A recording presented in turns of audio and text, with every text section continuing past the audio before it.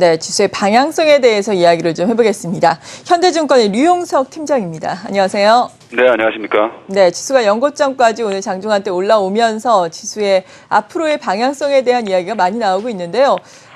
박스권 상단, 상향 돌파에 대한 기대감이 상당히 높은 상황입니다. 팀장님께서는 어떻게 보십니까?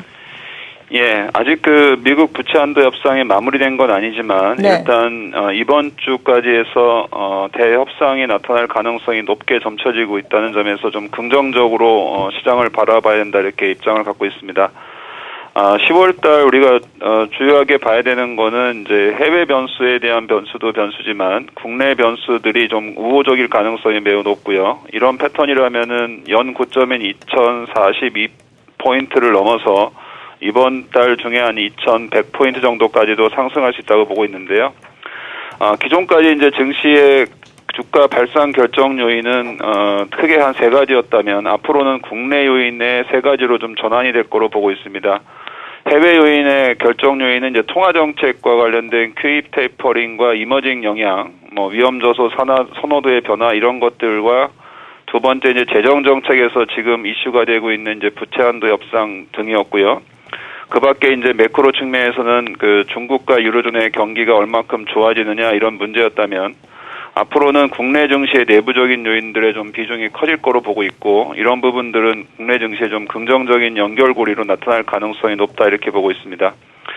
흔히 이제 시장에서 얘기하는 3R이라고 하는데요. 이제 경기 회복이라는 리커버리라든가 자산 재배분을 툭하는 이제 리밸런싱 문제 그리고 주가 재평가를 얘기하는 리레이팅 국면이 연결되면서 국내 증시는 이제 이번 기점을 통해서 조금 더 긍정적인 연결고리 형성과 함께 상승이 충분하다 이렇게 보고 있습니다.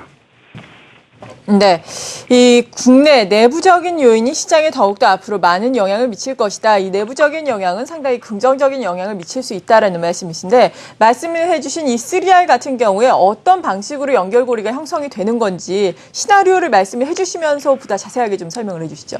예. 경기 회복 그리고 자산의 재분배 그다음에 주가 재평가라는 세 가지 이제 연결 고리를 좀 말씀을 드려야 될 것 같은데요. 가장 중요한 거는 역시 경기 회복에 대한 기대 이렇게 볼 수 있습니다. 그 단초가 되는 거는 경기 선행지수 순환 변동치의 상승 트렌드 형성인데요. 현재 4개월 연속 상승했고요. 아무래도 추가적으로 보면 주기상 한 14개월 상승하는 경우가 많으니까 내년 중반까지는 아마 경기 선행지수가 상승 트렌드를 그릴 거로 보고 있습니다.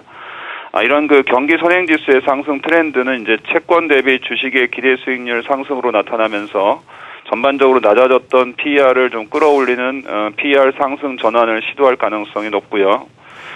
두 번째 이제 자산 재배분이라는 리밸런싱 같은 경우에는 1차는 이제 국내 투자 자산에서 이제 외국인 투자 자산으로의 이제 순바뀜, 지금 현재 외국인이 한 33일 순매수하는 것에서 1차 리밸런싱이 일어났다고 보고 있고요. 2차 리밸런싱은 아마 내년 정도에 국내 투자가들이 이제 채권에서 주식으로 이제 전환이라는 2차 리밸런싱 과정이 이어질 가능성이 높다 이게 보고 있습니다. 세 번째는 이제 제일 중요한 기업 이익 문제인데요. 현재는 기업 이익에 대한 안정성이 좀 불확실하지만 현재 국내 기업들의 이익 변동성 추이를 보면은 변동성 자체가 좀 낮아지고 있고 과거에 2004년에서 2007년도 수준까지의 초입 부분에 진입해 있기 때문에 이번 실적 시즌을 통해서 좀 더 이익 안정성이 확인된다면 안정성에 기반을 댄 주가 재평가 수순으로 진행될 가능성이 높다 이렇게 보고 있습니다. 즉 경기 선행주에서 시작된 트렌드는 결국 외국인 손바뀜이라는 전환 리밸런싱과 향후 확인될 거로 보이는 기업 안정성을 통해서 주가의 상승 곡선을 그려갈 것으로 예상을 하고 있습니다.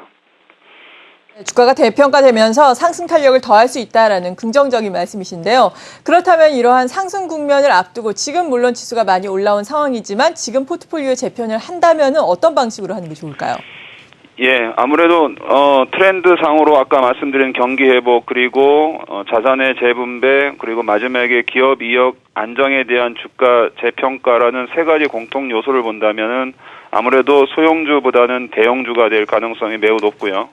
대형수 가운데서도 경기 방어주보다는 이제 경기 민감주 업종이 상승을 주도할 가능성이 높습니다. 경기 민감주로 분류될 수 있는 것은 역시 매출 성장이 좋은 기업들로 봐야 될 것 같고요. 또 이익에 대한 변동성이 이제 마이너스에서 플러스로 전환되는 대기업군을 이제 나눠서 볼 수 있는데요. 매출 규모가 늘 수 있는 기업들로는 대표적으로 자동차 업종을 들 수 있겠습니다. 그다음에 이익 변동성의 안정과 함께 이익 트렌드의 변화는 화학 업종과 조선 업종에서 나타날 가능성이 높고요. 마지막으로 이러한 전반적인 상승 트렌드에서의 그 PER 상승을 주도할 수 있는 것은 은행 업종 이렇게 나눠볼 수 있겠습니다. 네, 자동차와 특히나 은행주를 주목해 보자라고 말씀해 주셨습니다. 현대증권의 류용석 팀장과 함께 시장의 방향성에 대해서 알아본 이후에 포트폴리오 전략까지 세워봤습니다.